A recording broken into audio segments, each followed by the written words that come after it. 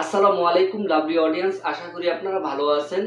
Julian Alvarez এখন বার্সেলোনার আসার একেবারে ক্ষীণ। তো দেখুন, অনেক চেষ্টা করেছে হুলিয়ান আলভারেজের জায়গায়ও নিজের চেষ্টা করেছেন যে বার্সেলোনায় যোগদান করবে, কিন্তু অ্যাটলেটিকো মাদ্রিদ তাদের যেই কোচার উনি কিন্তু ছাড়তে একবারে নারাজ এবং তাকে not sell the Barcelona club, তাকে সেল দিতেছে না। এবং বার্সেলোনা অনেক চেষ্টা করেছে, আসলে দুই পক্ষ থেকেই চেষ্টা করেছে, এক টিম ওয়াইজ হয়ে চেষ্টা করেছে তাদের ডেরায় বেরানোর জন্য। আরেক প্লেয়ার ক্যারেক্টার হিসেবে হুলিয়ান আলভারেজ, যেহেতু লিওনেল মেসির পরে তিনি খেলার ইচ্ছা প্রদান করেছিল, শেষ পর্যন্ত সেটা আর হয়ে উঠলো না এবং তার আশার ক্ষীণ। এখন ফোকাস অন রদ্রি, সেই স্পেনের যে নাকি গোল্ডেন বলের দাবিদার ছিলেন গোটা টুর্নামেন্ট জুড়ে, সেই স্পেনের প্লেয়ার রদ্রি এখন তাকে প্রস্তাব করেছেন। প্রস্তাব অলরেডি তিনি ফিরিয়ে দিয়েছেন।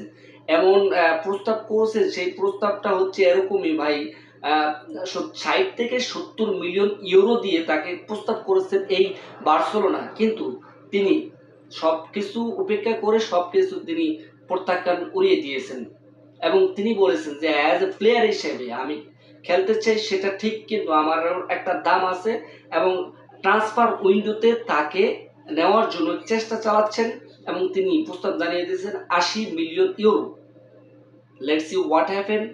এবং দেখুন, বার্সেলোনায় কিন্তু কোনো অংশে এই মুহূর্তে কমতি নেই। 2026 সালে তারা কিন্তু একটা রেকর্ড করতে আছে, যে যেমনিভাবে অ্যান্টনি গর্ডন এবং করিম আদিমি তাদেরকে তাদের দলে বেড়াইতেছেন এবং অন্যান্য যারা প্লেয়ার আছে যেমন জোয়ান গাসিয়া, রনি বাদ্রিগিজি, তাদেরকেও এই ধরনের প্লেয়ার ইনক্লুড করেছেন। এবং নাম্বার 9 হিসেবে হুলিয়ান আলভারেজকে ইনক্লুড করার জন্য কতই না পরিশ্রম করেছে, শেষ পর্যন্ত তার আশা হলো না। তাহলে বিকল্প কেনা?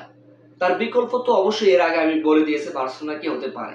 তো যাই হোক, এখন এই বার্সেলোনায় যারা এত বছর সাপোর্ট দিয়েছে দল ওয়াইজ হয়ে এবং ভালো খেলেছে, সেই পোল্যান্ডের রবার্ট ল্যান্ডস্কো, তিনি খুবই একজন অমায়িক প্লেয়ার। তিনি এখন বর্তমানে ইন্টার মায়ামিতেও চলে গেছেন MLS কাপে, তিনি তার অবদান খুবই হিউজ, আপনারা দেখে নিন। তো এই দলে থেকে ফ্যারিন টোরিসও চলে গেছেন পিএসজিতে, এখন পিএসজিতে বর্তমানে চলমান তিনি খেলতে আছেন। এবং রোলান্ড ওরজু, তিনি লিভারপুলে চলে গেছেন এবং সেখানটা হয়ে খেলেন। তিনটি প্লেয়ার নাই বার্সেলোনা, এবং নতুন নতুন প্লেয়ারদেরকে এবার বিশ্ব রেকর্ড করতে আছে আমার মনে হয় বার্সেলোনা। তো দেখুন, হুলিয়ান আলভারেজের জন্য কতই না চেষ্টা চালাচ্ছিল, তাদের টাকা বা কোনো অংশের কমতি নেই, টু বি ভেরি অনেস্ট। তো এই দলে লামিন ইয়ামালদের মতো প্লেয়ার খেলেন। সত্যি কথা বলতে হুলিয়ান আলভারেজ যখন আসতেন তখন হয়তো একটু সাপোর্ট বেশি পেত, কিন্তু তাদের সেই মানে কোচার, তারা একটা গোপন বৈঠক করেছেন, কূটনীতিক করেছেন থিয়াগো সিমন্স এবং অ্যাঞ্জেল জিও মারিন, সেই ইকে আনতে, সেই হুলিয়ান আলভারেজকে আনতে, কিন্তু শেষ পর্যন্ত সেটা আর হয়ে উঠল না। এখন ফোকাস কার দিকে? সেই রদ্রির দিকে, এবং রদ্রিও সাইনিং এর পথে, আর অল্প একটু নাড়াচাড়া দিলে তিনিও খেলবেন এবারে।